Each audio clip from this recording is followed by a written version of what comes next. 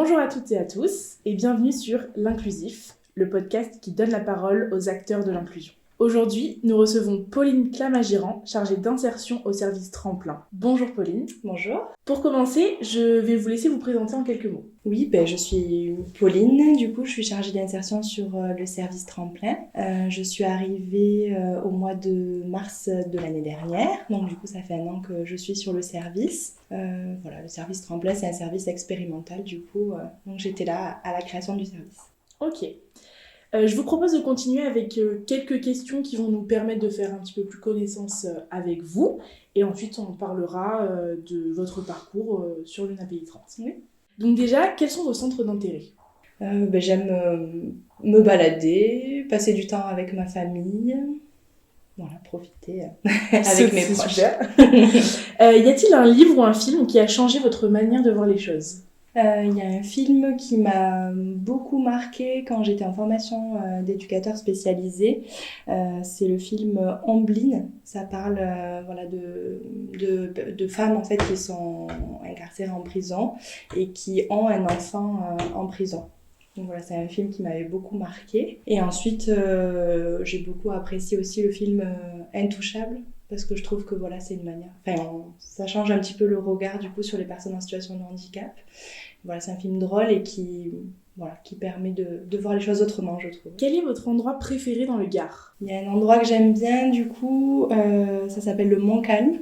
Et c'est situé à Saint-Jean-du-Pin, pardon. En fait, c'est une balade et une fois qu'on est en haut et qu'on a bien monté le chemin, il y a une vue à 360 degrés sur les Cévennes et c'est magnifique. Si vous pouviez passer une journée avec une personnalité, vous choisiriez qui et pourquoi ? Je choisirais Élodie Pou parce que c'est une humoriste qui me fait beaucoup rire. Et je pense qu'on passerait une super journée. Quel est votre rituel du matin pour bien démarrer la journée ? Prendre mon petit déjeuner avec mon compagnon et mon fils et les embrasser avant de partir. C'est en général, si j'arrive à faire ça, je pars du bon pied pour la journée. Pour finir, est-ce que vous pourriez nous dire ce que vous aimeriez que l'on retienne de vous ? Que je suis une personne enjouée et optimiste. L'UNAPI 30, c'est une association qui œuvre pour l'inclusion des personnes en situation de vulnérabilité. Et j'aurais aimé que vous nous expliquiez pourquoi vous avez choisi ce secteur et pourquoi l'UNAPI 30. Alors moi avant j'étais plutôt dans le social, je travaillais sur un centre d'hébergement et de réinsertion sociale et j'avais envie de changer de secteur, de me renouveler un petit peu professionnellement, d'apprendre des choses, etc. D'apprendre de nouvelles pratiques, donc du coup j'avais une envie d'aller dans le secteur médico-social et puis quand j'ai vu l'annonce du coup, le fait que ce soit un service mobile, un service expérimental, ça m'a donné envie du coup parce que c'était le côté un petit peu challenge de tout mettre en place sur le service. Après, l'association UNAPI 30, pour moi, c'est une association qui est dynamique, qui est impliquée. Donc c'est pour ça que impliquée dans la cause pour faire valoir les droits des personnes en situation de handicap. Donc du coup, c'est la raison pour laquelle j'ai choisi cette association et ce service en particulier. En plus de ça, l'UNAPI 30, elle œuvre quotidiennement pour l'inclusion. Pour vous, qu'est-ce que c'est l'inclusion et en quoi vous sentez-vous impliqué dans cette démarche ? Alors pour moi, l'inclusion, c'est permettre aux personnes en situation de handicap de vivre pleinement dans la société, comme tout le monde en fait, tout simplement. Donc pour ça, ça nécessite de permettre une accessibilité et du coup de voir comment compenser le handicap pour que la personne puisse accéder à tout ça. Comment j'y participe au quotidien dans mon travail, du coup nous on accompagne des jeunes du coup de 16 à 25 ans qui sont qui sont accompagnés dans des établissements enfants et pour lesquels on doit soutenir le passage vers les établissements adultes, donc essayer de fluidifier, etc. Et donc ma manière d'y participer, c'est de vraiment interroger le projet du jeune sans a priori et d'essayer de permettre les expériences du coup, donc permettre qu'ils puissent faire des expériences, permettre qu'ils puissent essayer, se tromper, et pour moi c'est une manière du coup de participer à cette inclusion-là, puisque c'est pas freiner certaines envies qui pourraient nous paraître qui pourraient nous questionner, et en le permettant, en faisant son expérience, c'est comme ça qu'il va pouvoir se rendre compte de ce qui est possible pour lui et voilà, d'avancer. Et justement, en continuant dans votre action, enfin au niveau du service tremplin, est-ce que vous pouvez nous expliquer votre métier et nous parler du lieu où vous l'exercez? Oui, donc le service tremplin, c'est donc un service expérimental pour pouvoir fluidifier le parcours des jeunes, donc des établissements adultes vers les établissements des établissements enfants vers les établissements adultes ou vers justement le droit commun. Donc l'idée, c'est d'être un acteur qui intervient en complément de l'établissement pour soutenir ces projets-là et justement permettre un maximum d'expérience et accompagner, être une sorte de fil rouge du coup entre l'établissement pour sécuriser le jeune dans cette période qui est qui peut être assez fragile. Donc mon métier, c'est chargé d'insertion. Voilà, donc je suis de formation éducatrice spécialisée. Moi, sur mon poste, on est beaucoup en lien, on est amené à créer du lien avec différents partenaires du secteur enfant et du secteur adulte. Donc je suis beaucoup sur cet aspect-là de développer le partenariat, mais comme ma collègue aussi.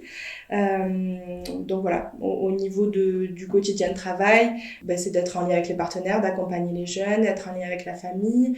On réalise des chartes de coopération du coup qui guident un petit peu notre façon d'intervenir auprès du jeune, qu'on co-construit avec l'établissement du coup qui nous a sollicité, la famille quand le jeune le souhaite ou qu'il est mineur, le jeune bien sûr, et nous, service tremplin. Et lors de cette charte de coopération, on définit quel est le projet du jeune et comment on l'accompagne chacun, quelle place prend chaque acteur dans l'accompagnement de ce jeune. On définit ça et on se revoit régulièrement pour redéfinir ensemble. Donc en fait, mon métier, il se co-construit bien sûr avec le projet du jeune. Ouais, et du coup, on a la possibilité d'intervenir sur différents aspects de sa vie, du coup, que ce soit l'accès au logement, l'accès au droit, l'accès à l'emploi, l'accès à la citoyenneté, etc. etc. Voilà, c'est assez variable, du coup, en fonction de la situation. On peut intervenir sur tous ces domaines-là et toujours en complément de l'établissement. En complément de l'établissement, et ensuite, on fait fil rouge vers le nouvel établissement. Donc c'est on fait des visites à domicile, des rencontres, des immersions dans les établissements pour connaître le jeune, apprendre à savoir quelles sont ses habitudes de vie, à recueillir l'ensemble des outils qui ont été développés par les éducateurs et du coup à les transférer dans le nouveau milieu dans lequel il va évoluer. Et faire en sorte que la nouvelle équipe ou le droit commun puisse s'adapter aux jeunes et lui permettre une expérience favorable. Ok. Et qu'est-ce qui vous anime justement au quotidien dans ce métier ? Ce qui m'anime, c'est que j'apprends plein de nouvelles choses déjà. Le fait d'être en lien avec plein de partenaires, de tisser des liens, de créer du partenariat, d'initier du partenariat, ça m'intéresse beaucoup. On est tout le temps en mouvement, on rencontre beaucoup d'acteurs en fait sur le territoire et c'est très intéressant à partir d'un projet d'essayer de mailler, de s'appuyer sur les acteurs qui existent et de mailler les liens qui vont permettre peut-être à ce projet de se réaliser, essayer que chacun puisse faire un pas de côté aussi parfois pour permettre des projets un peu plus... Est-ce que vous pouvez nous raconter le premier jour à l'UNAPI 30 ? Oui, alors mon premier jour, j'ai été accueillie avec un café, croissant, donc bien accueillie par ma chef de service, directrice adjointe et mon directeur.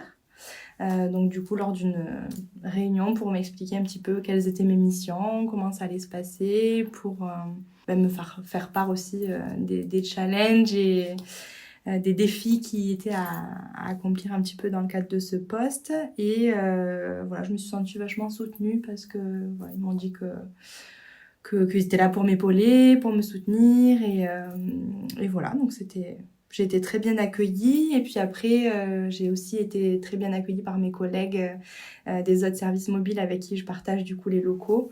Donc de suite dans les échanges, de la bienveillance et puis des échanges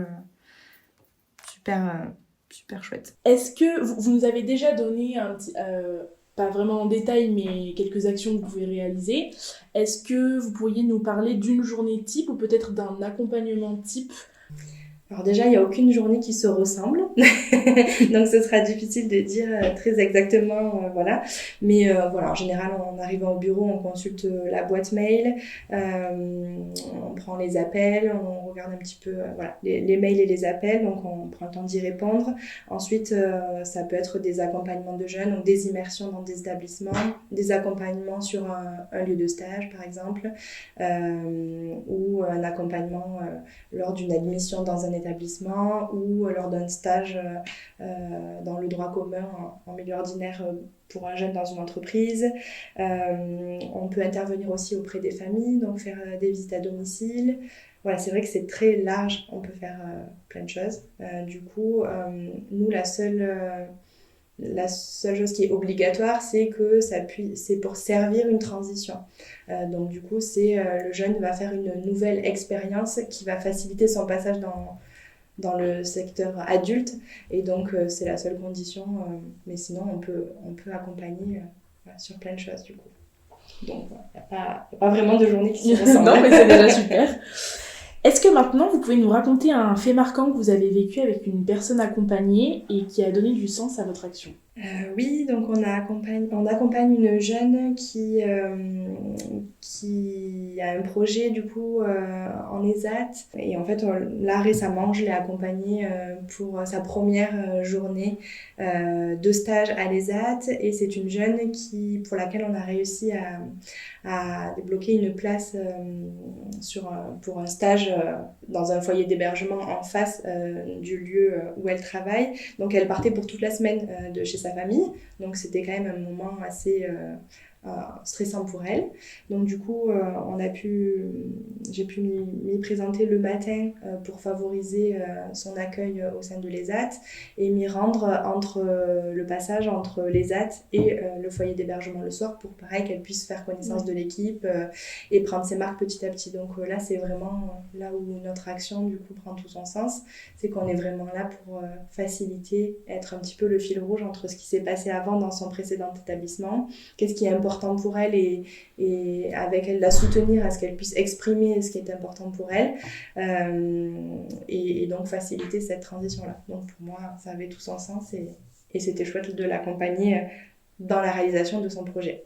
Et est-ce que c'est forcément des jeunes qui viennent de l'UNAPI 30 ou qui sont dans des structures de l'UNAPI 30 ou vous... Non, on accompagne du coup tout établissement, pas uniquement l'UNAPI 30, alors les établissements qui peuvent nous saisir doivent se situer sur l'axe Alès-Uzès-Bagnols. Voilà, pour l'instant c'est notre secteur d'intervention. C'est les personnes qui peuvent nous solliciter et ensuite on intervient sur l'ensemble du Gard dans le cadre des orientations. Ok.